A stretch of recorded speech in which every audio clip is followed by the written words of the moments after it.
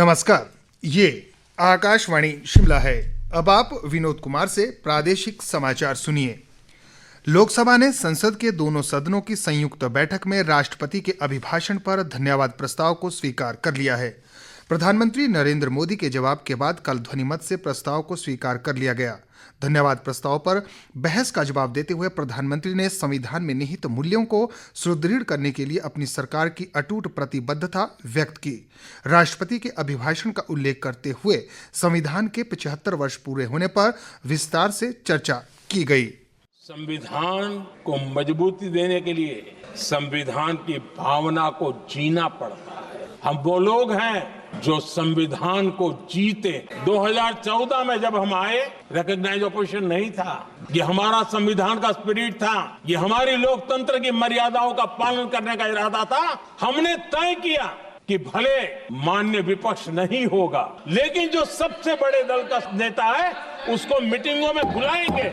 मुख्यमंत्री सुखविंदर सिंह सुक्खू आज शिमला में स्वच्छ शहर समृद्ध शहर 2025 कार्यक्रम में बतौर मुख्य अतिथि शिरकत करेंगे। बाद में वे सोलन जिला के नालागढ़ के दभोटा में 1 मेगावाट के ग्रीन हाइड्रोजन प्लांट की आधारशिला रखेंगे। 9 करोड़ रुपए से अधिक की लागत से बनने वाले इस ग्रीन हाइड्रोजन प्लांट में हर रोज 423 किलोग्राम ग्रीन हाइड्रोजन उत्पादन की क्षमता होगी। बाद में मुख्यमंत्री जन समस्याएं भी सुनेंगे। मुख्यमंत्री सुखविंदर सिंह सुक्खू ने कल विधायक प्राथमिकता बैठकों के दूसरे दिन के अंतिम सत्र में हमीरपुर, ऊना व सिरमौर जिला के विधायकों के साथ उनकी प्राथमिकताओं पर चर्चा की। बैठक के दौरान मुख्यमंत्री ने कहा कि वर्तमान राज्य सरकार द्वारा राज्य को देश का हरित ऊर्जा राज्य बनाने के लिए कई प्रभावी कदम उठाए गए हैं। सुखविंदर सिंह सुक्खू ने कहा कि राज्य सरकार पर्यटन को भी बढ़ावा दे रही है और प्रदेश के 4 मंदिरों ज्वालामुखी, नैना देवी, चिंतपूर्णी और बाबा बालकनाथ मंदिर का प्रथम चरण में सौंदर्यीकरण किया जा रहा है।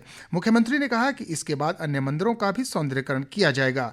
मुख्यमंत्री ने यह भी कहा कि सरकार राज्य में ई वाहनों के संचालन को बढ़ावा दे रही है और 327 इलेक्ट्रिक वाहन खरीदने के लिए टेंडर प्रक्रिया अंतिम चरण पर है। बैठक के दौरान मुख्यमंत्री ने कहा कि ऊना जिले के कूटलैहड़ में गोविंद सागर झील में वाटर स्पोर्ट्स को जल्द शुरू किया जाएगा।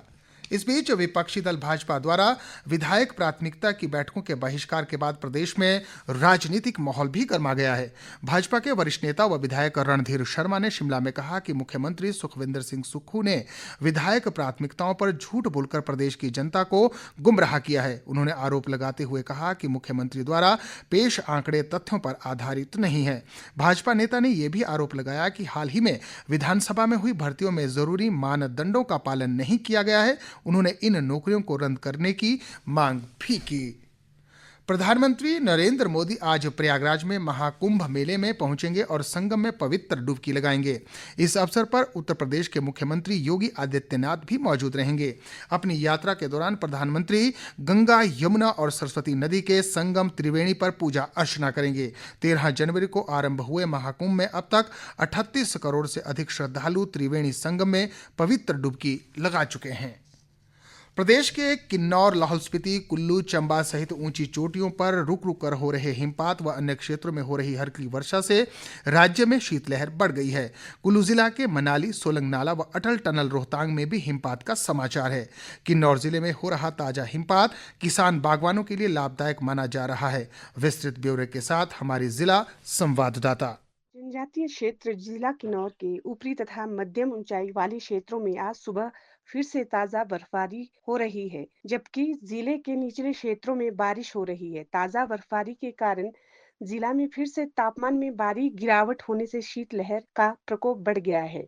ऊंचाई वाले क्षेत्रों सहित पर्यटन स्थल छिटकुल, रक्षम, कल्पा, सांगला, आसरंग तथा कुनू चारंग आदि क्षेत्रों में अभी तक लगभग 2 से 4 इंच ताजा बर्फबारी हुई है। किसान व बागवान प्रसन्न है, क्योंकि इस महीने तक अच्छी बर्फबारी का इंतजार किसानों को रहता है, ताकि नकदी फसल सेब की चिलिंग आवर्स पूरी हो सके व सेब की अच्छी पैदावार हो। आकाशवाणी के लिए किन्नौर से सुमेश नेगी।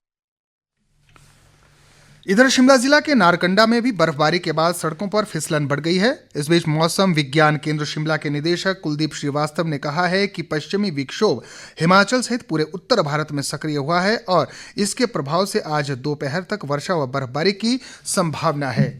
दिल्ली में आज विधानसभा की 77 सीटों के लिए मतदान जारी है। मतदान सुबह 7 बजे शुरू हुआ और शाम 6 बजे तक चलेगा।